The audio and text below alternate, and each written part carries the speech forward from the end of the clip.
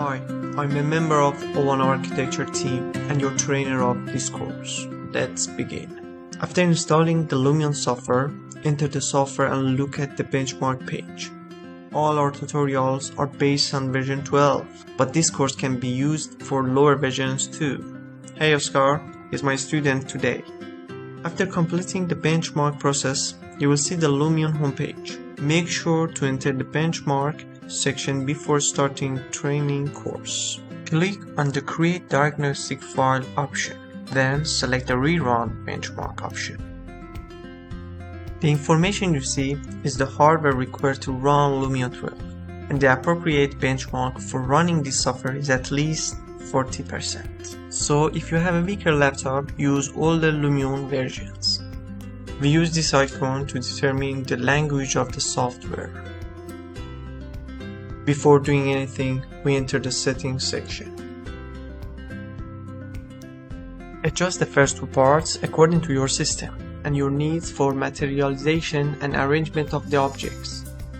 For this, we can use the shortcuts you see.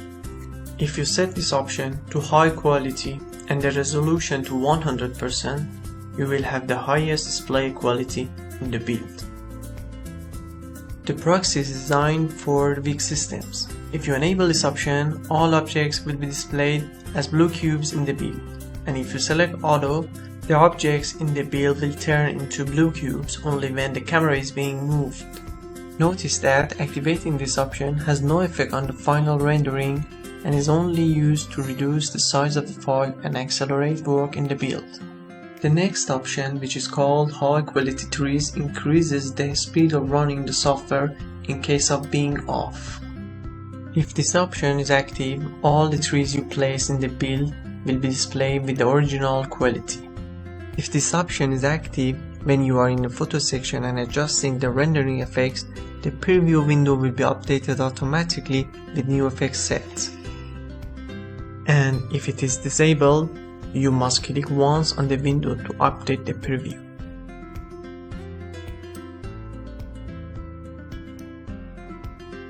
In the system settings, the first option is for turning the sound effects off and on inside Lumion.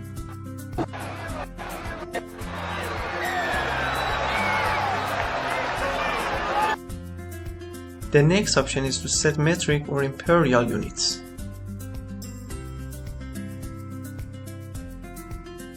Note that the recovery option must be active so that if the file crashes, you can use the Lumion autosave. The last option is to make Lumion full screen.